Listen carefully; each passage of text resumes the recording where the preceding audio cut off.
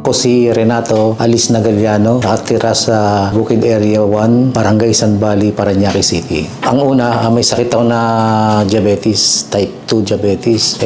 Napabayaan dahil doon sa maintenance ng diabetes, nasira yung kidney ko. Medyo malala na nung sinugod ako sa ospital. Kaya yun, i-dialysis na.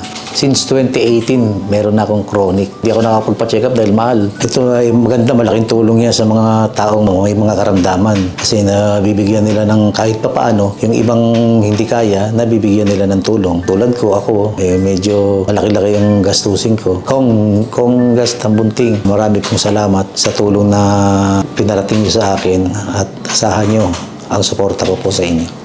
Actually malaki kaming pamilya sa bahay, 6 kami lahat na bumuboto.